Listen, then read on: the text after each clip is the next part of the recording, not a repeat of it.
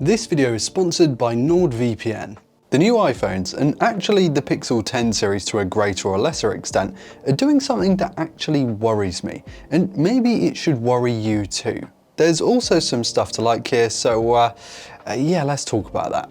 Hey guys, I'm Ryan Thomas, and on the 9th, Apple unveiled several new products. AirPods Pro 3, Apple Watch 11, SE 3 and Ultra 3, along with the iPhone 17, the Air and the 17 Pro series. There is a lot to go through, but I don't want to bury the lead on this one. I'm going to tell you exactly what's worrying me right now. One of the most convenient and handy inventions of the last few years is certainly a VPN, and that's where this video sponsor NordVPN comes in. Not only does this service help you browse anonymously, tunneling your network traffic through another region which helps secure your connection, but it's also just really handy for watching programs, movies and sports that you just wouldn't get in your home version of Netflix, for example.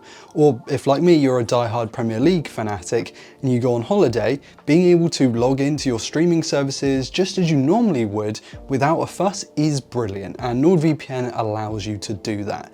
It works on Mac, Windows, iOS and our beloved Android. It's easy to install and get set up. If you go to nordvpn.com/androidpolice, you'll get up to 77% off a 2-year plan and 4 months extra for free. So check that link out in the video description, and a big thanks to NordVPN for sponsoring today's content. During the keynote, we were told that the iPhone Air, to save space, would go without a SIM card slot, and in the Pro models, there would be certain SKUs that go SIM-less for additional battery, almost incentivizing and putting a positive spin on going with the trayless versions for that extra longevity. And I think this is problematic for a few reasons. They tell us that eSIM is more secure since you can't physically remove it and steal it, and it's easier to set up because you don't have to wait for a physical card to arrive in the mail.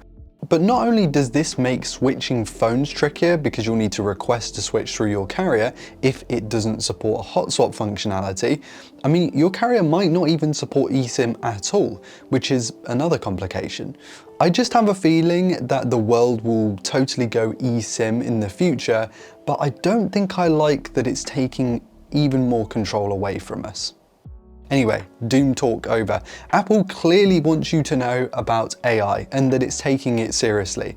They would not stop talking about this in the keynote, and iOS 26 is coming on the 15th to older models, so you'll finally get that finished version of liquid glass.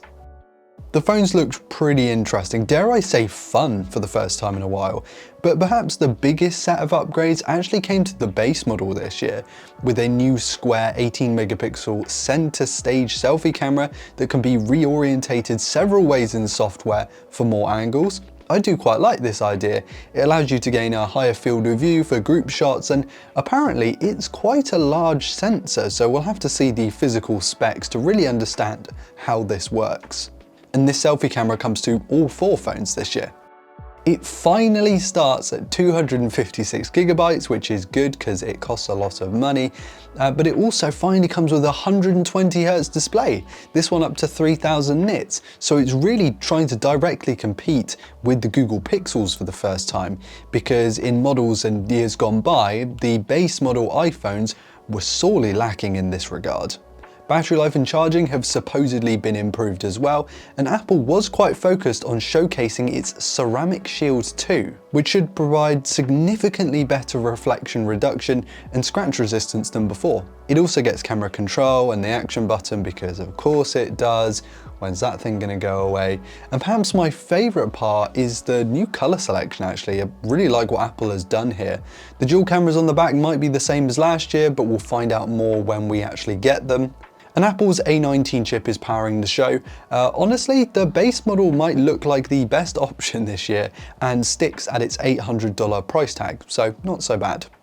The iPhone Air, and no, it's not the 17 Air, it's just the iPhone Air, certainly looks more unique and is debuting that moniker in mobile this year. Instead of aluminium like all the other phones, this one is titanium framed to improve bend resistance, which is probably a good idea based on previous iPhones. It has ceramic shield on the front and the back, and I'm really not sure how to feel about this camera bump. It's like the S25 Edge, but it goes all the way across, Anyway, 120Hz display, nice to see here, 6.5 inches, so it's in between the size of the base model and the Pro Max. It has a 48 megapixel rear camera with Apple's virtual focal lengths, or digital crops to put it more bluntly. I'll be intrigued to see if this is the 1/1.28 inch sensor that we've seen in Pro models of the past, or if it's like the iPhone 16e where it's significantly cut down in terms of sensor size. We'll have to see, because the S25 Edge actually puts the Ultra's 1X in there, so hopefully Apple does the same. It also debuts Apple's C1X and N1 network and modem chips for supposedly improved thermal efficiency and battery life gains, and is powered by the A19 Pro chip.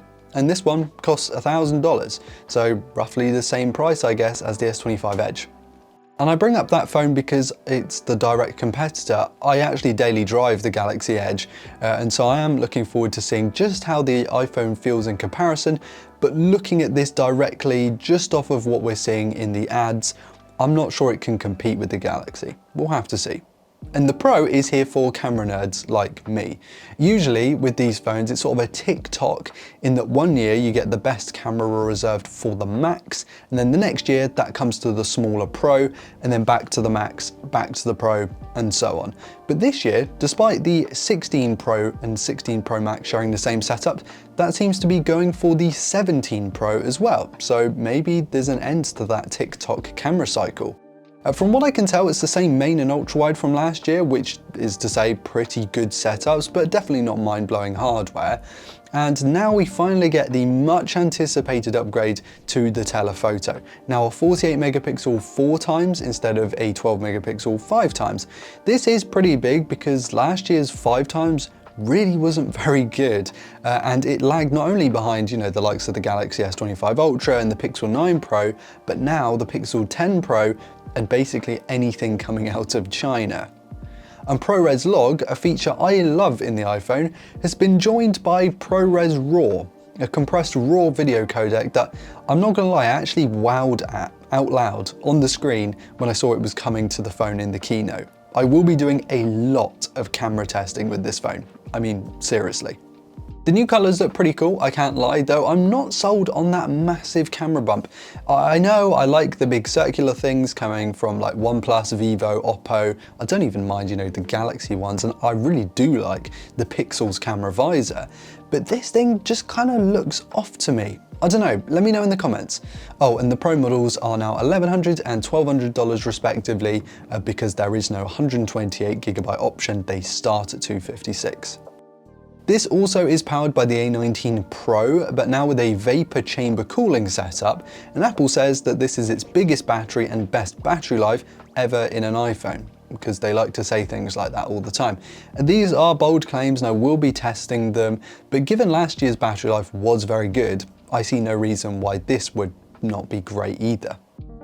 Apple almost has an opportunity to catch up and maybe even leapfrog the competition here. Google's Pixel 10 Pro series is pretty impressive, particularly from a camera standpoint. And coverage of that is coming soon, by the way. I do apologize for having you wait so long. Logistics problems as always.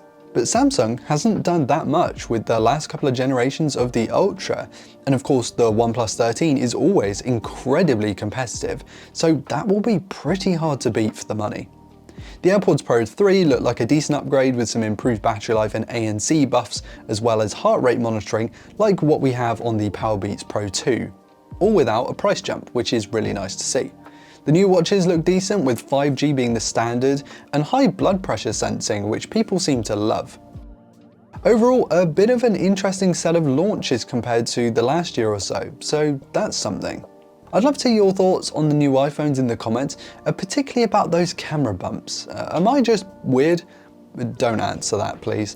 But the camera bumps, to me, they just look lopsided. I feel like the late Steve Jobs would not have approved them. Anyway, what do you make of the new colours across the board? And whilst you're down there conversing in the comments, be sure to hit like if you enjoyed today's video and subscribe to never miss another upload. Thank you all so much for watching.